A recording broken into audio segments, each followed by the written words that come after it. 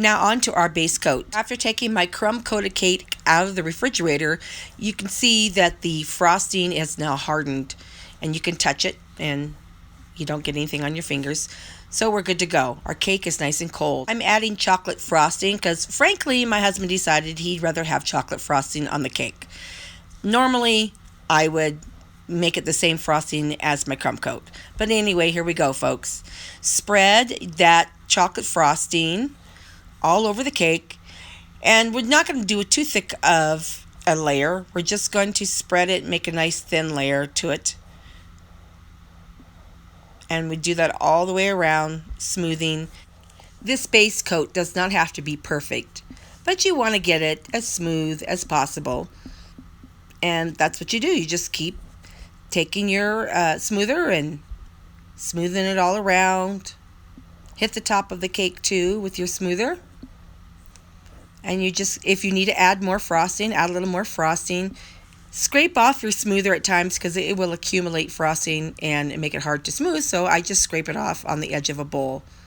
And here you see me just continuing to smooth that base coat around. The base coat has helped to fill in where I missed with the crumb coating. At this stage, put the cake back in the fridge for it to get cold again.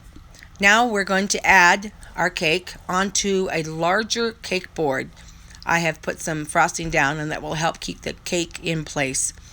The cake board should be about 1/2 inch larger all the way around than the cake itself. We're going to use that as our depth guide for our finished frosting. Well, you know the drill by now. We're going to add more frosting. And so we're just going to pile it high and spread it all over the cake. This is going to be a thicker layer of frosting. Don't forget the sides.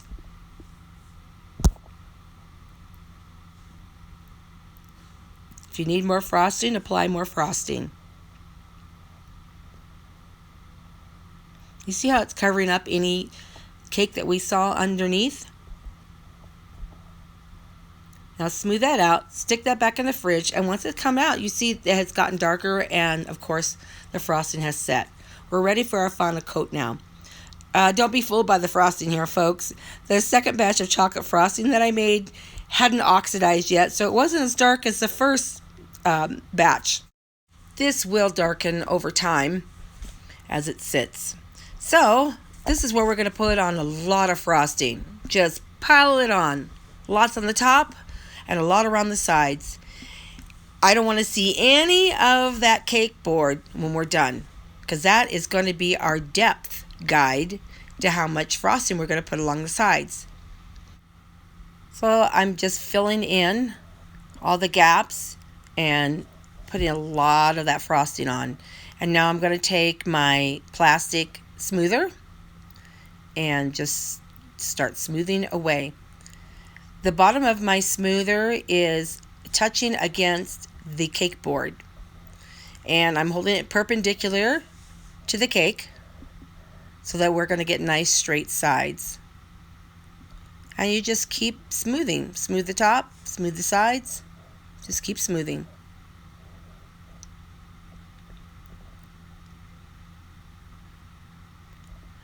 If your frosting gets too soft, put it back in the fridge for 5-10 minutes.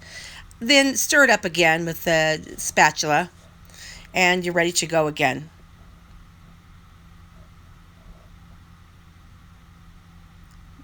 Make sure you get those edges and the tops.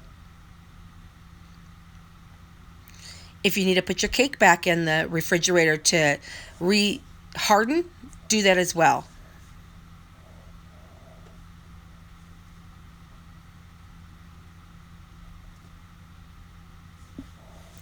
I am now taking a very large smoother and going around the whole cake.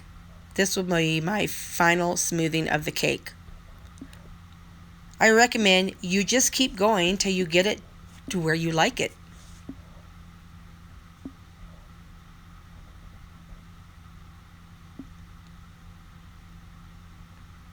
Make sure you knock off the edges that build up on the top of the cake too.